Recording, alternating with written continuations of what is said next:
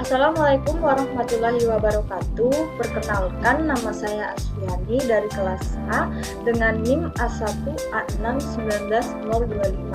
Saya mahasiswi dari jurusan Pendidikan Akuntansi, Fakultas Keguruan dan Ilmu Pendidikan Universitas Haluoleo. Video ini saya buat untuk memenuhi tugas mata kuliah kajian kurikulum bidang studi akuntansi.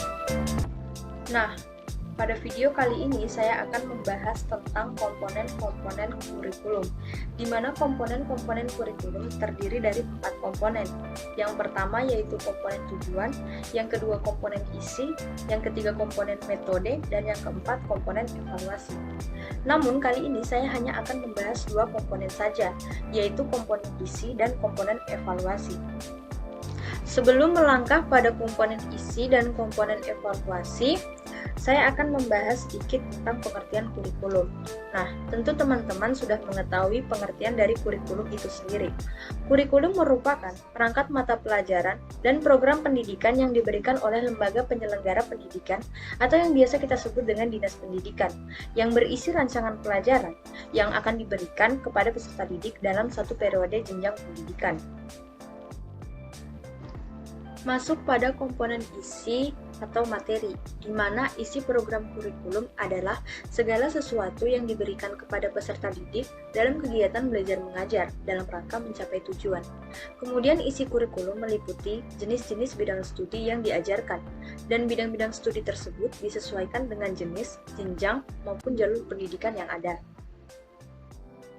Dalam komponen isi atau materi terdapat 5 kriteria, yaitu yang pertama, kurikulum harus sesuai, tepat, dan bermakna bagi perkembangan siswa.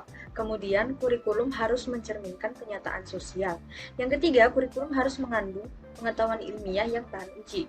Kemudian, isi kurikulum harus mengandung bahan pelajaran yang jelas. Dan yang terakhir, isi kurikulum dapat menunjang tujuan dari pendidikan tersebut. Komponen terakhir yang saya akan bahas yaitu tentang komponen evaluasi, di mana evaluasi merupakan komponen untuk melihat efektivitas pencapaian tujuan kurikulum. Nah, melalui kegiatan evaluasi dapat ditentukan nilai dan arti kurikulum, sehingga nantinya dapat dipertimbangkan apakah kurikulum ini dapat dipertahankan atau tidak. Evaluasi juga dapat berfungsi untuk mengetahui apakah tujuan yang telah ditetapkan tercapai atau belum.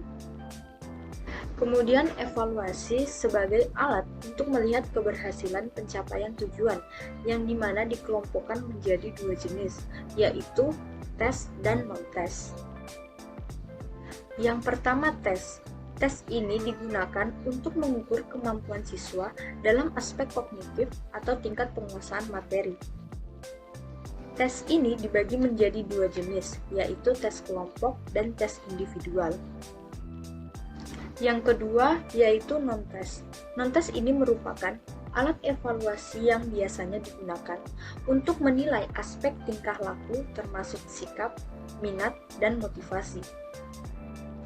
Non-tes ini dibagi menjadi 4 jenis. Yang pertama observasi, yang kedua wawancara, yang ketiga studi kasus, dan yang keempat skala sikap.